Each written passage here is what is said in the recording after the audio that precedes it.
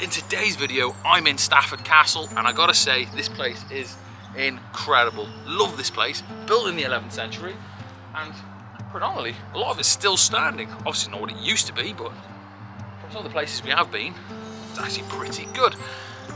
Car park, can't go wrong. It's down there, fit a good handful of cars, easy to get to, and free, which, it's just a win all round. So, I can't recommend coming here enough. Also, check out the drone shots, because they're incredible.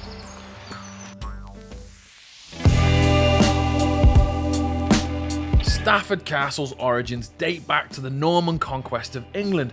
Following the Battle of Hastings in 1066, William the Conqueror sought to consolidate his control over England by building numerous castles. One of these was Stafford Castle, strategically positioned to control the surrounding area and to act as a deterrent to the rebellion. The original castle, constructed in 1070, was a classic motte and bailey design. This early version featured a wooden keep on top of a large man-made mound, the motte, and an enclosed courtyard below, the bailey. The wooden structure was later replaced by stone, a common evolution of Norman castles as a need for stronger defences become apparent. Throughout the medieval period, Stafford Castle remained an important stronghold. The Stafford family, who took their name from the town and castle, were prominent Norman nobles and the primary occupants of the castle. The castle saw significant fortifications and expansions during the 12th and 13th century, transforming from a simple motte and bailey into a more formidable stone fortress.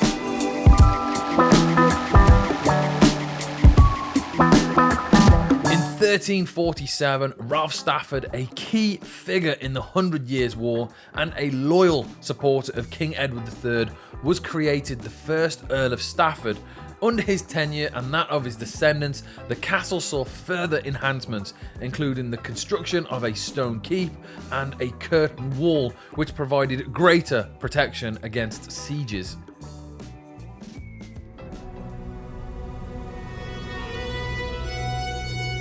The castle's prominence began to wane during the late medieval period. By the 16th century, it had fallen into disrepair, a fate common to many feudal fortresses as the country transitioned into a more centralised and less militarised society. During the English Civil War in 1642 to 1651, Stafford Castle was held by royalist forces. It was besieged and captured by parliamentarian troops in 1643, resulting in a significant damage to the structure. Post-Civil War, the castle was largely abandoned and its stones were repurposed for other buildings in the area. For several centuries, Stafford Castle remained a picturesque ruin, its grandeur hinted at by the remnants of its walls and keep.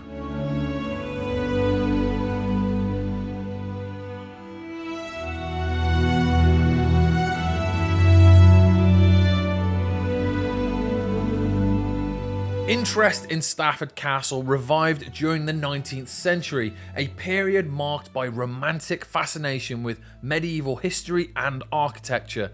The Jerningham family, who owned the castle site, undertook significant restoration efforts. In 1813, they commissioned a Gothic revival mansion on the original castle mound.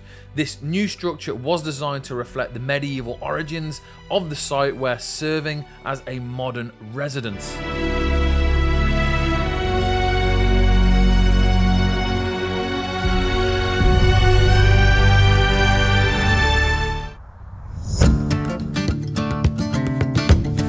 In the 20th century, further archaeological excavations and conservation efforts were carried out to preserve the castle's historical significance. These efforts uncovered valuable insights into the castle's Norman origins and its development throughout the centuries. Today, Stafford Castle is a well-preserved historic site open to the public.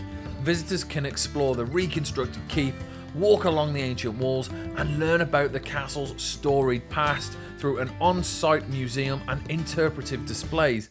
The site also hosts various cultural events, including medieval reenactments and educational programs, making it a vibrant part of the local community.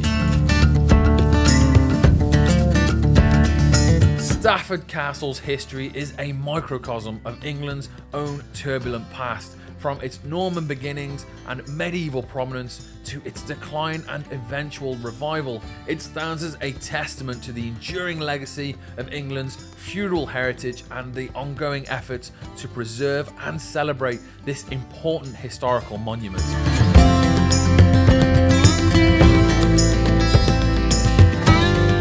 Thank you for joining me on this exploration of Stafford Castle. If you enjoyed this journey through time, don't forget to like, subscribe, and hit that notification bell so you won't miss our next adventure into the past. And if there's a historic site that you'd like me to explore, let me know in the comments below. Until next time, keep exploring, keep discovering, and keep that spirit of history alive.